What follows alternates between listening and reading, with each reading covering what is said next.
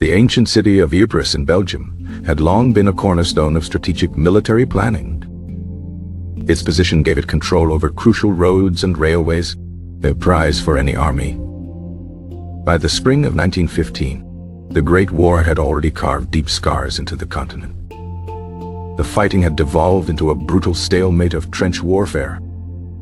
Soldiers from both sides huddled in their earthen defenses, separated by a blasted no-man's land. The Ypres salient, a bulge in the Allied line, was a particularly volatile sector. Here, British, Canadian, and French troops held a precarious position against the German forces. The First Battle of Ypres in 1914 had been a desperate, bloody affair. It had halted the German advance, but at a tremendous cost in human lives. Now, as April 1915 began, a tense quiet settled over the fields of Flanders. The air was cool, carrying the scent of damp earth and the distant, metallic smell of war. German scientists, however, had been preparing a new and terrible weapon. Fritz Haber, a brilliant chemist, championed the use of chlorine gas. He believed it could break the deadlock of the trenches and bring a swift victory.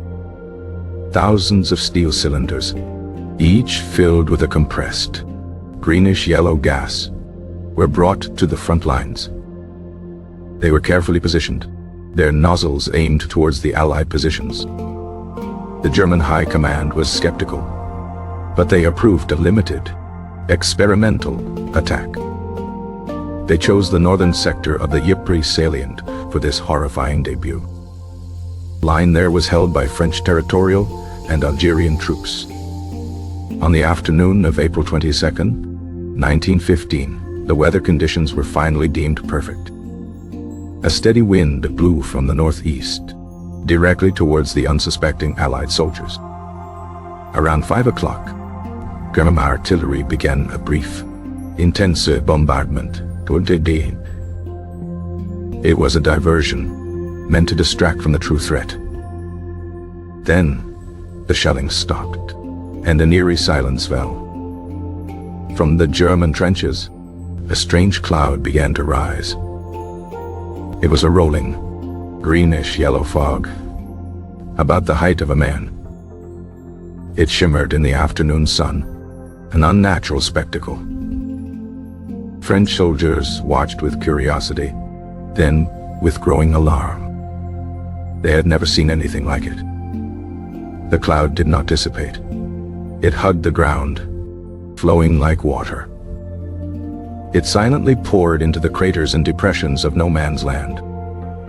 Then, it reached the French and Algerian trenches. A sharp, pineapple and pepper smell filled the air. Immediately, soldiers began to cough violently. Their throats burned as if scorched by fire. Their eyes streamed with tears, blinded by the chemical onslaught. A terrifying sensation of suffocation spread through the ranks. The chlorine gas was reacting with the moisture in their lungs.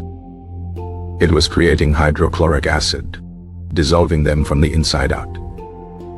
Men staggered, clawing at their faces and necks. Some tried to run, but the cloud was faster.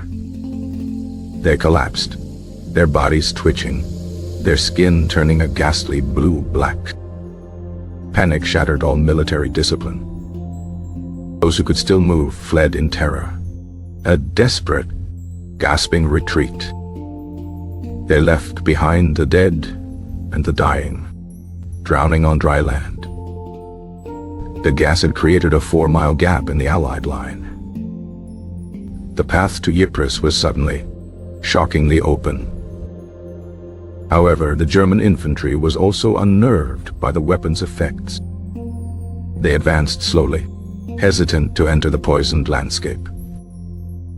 They lacked the reserves to exploit the breach fully. To the left of the gap were the soldiers of the 1st Canadian Division. They witnessed the horrifying flight of the French troops. They saw the sinister, yellow-green cloud drifting towards them. Their commanders quickly realized the nature of the new threat. A medical officer, Lieutenant Colonel George Nasmith, identified the gas as chlorine. He recalled that chlorine was neutralized by ammonia.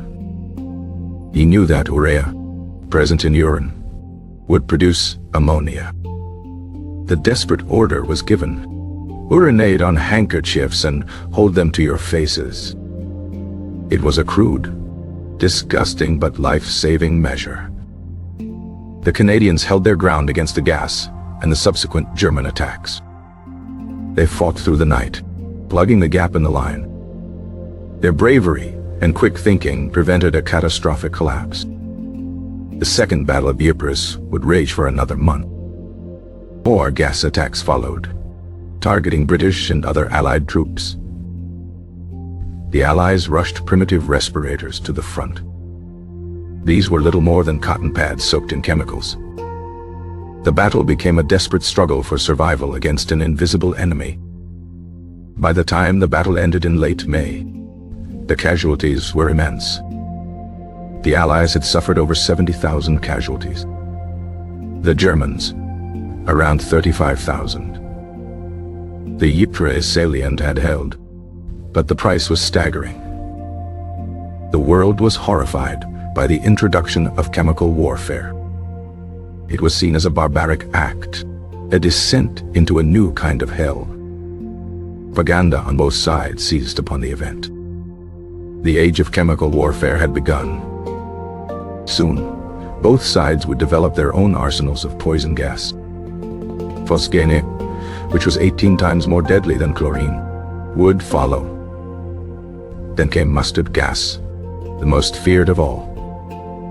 It burned the skin, caused massive blisters, and could linger for weeks. The gas mask became a permanent, terrifying part of a soldier's kit. It was a constant reminder of the silent, invisible threat.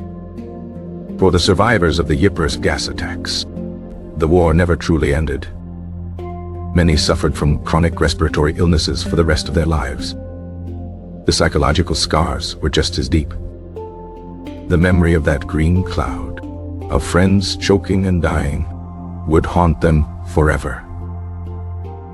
The Second Battle of Ypres changed the very nature of warfare. It opened a Pandora's box of chemical weapons that would plague humanity for a century. The fields of Flanders, once green and peaceful, became a symbol of this new horror. The wind, once a simple force of nature, was now a potential carrier of death. Soldiers learned to fear the weather as much as the enemy's shells. A change in wind direction could mean the difference between life and death.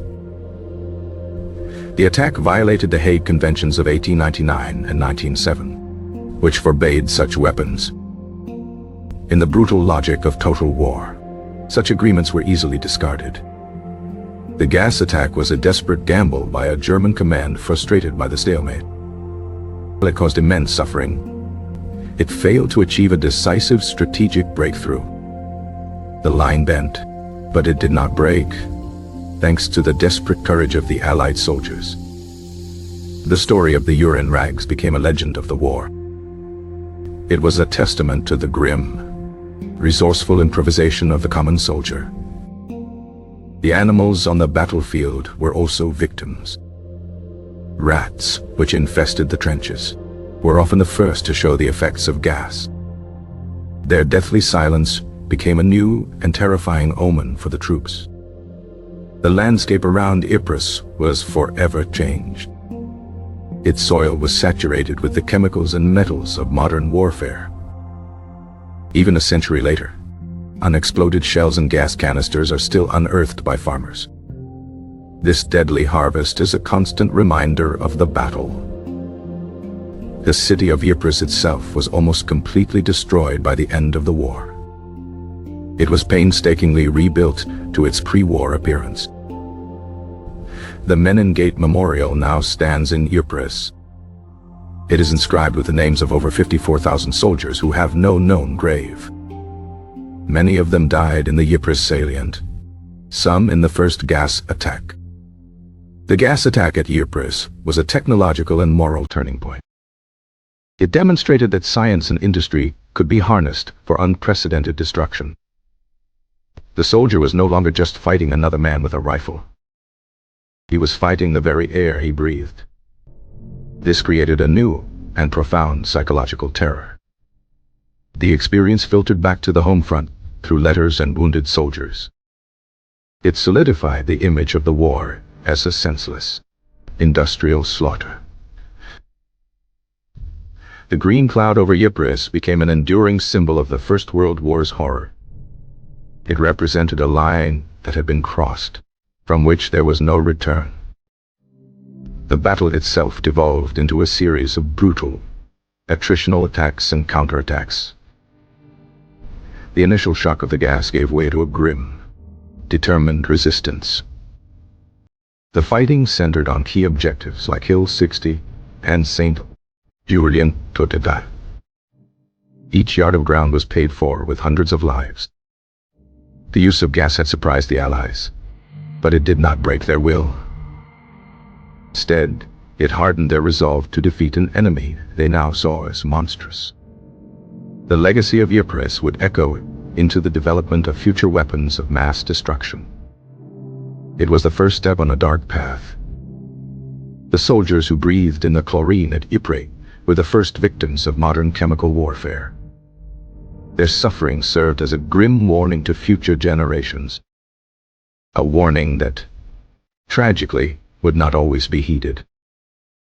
The quiet fields of Flanders hold these stories.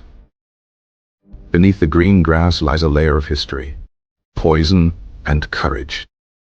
The wind still blows over the Ypres salient, but now it carries only the whispers of the past. A past defined by a single, horrifying afternoon in April, when a greenish-yellow cloud changed the world forever.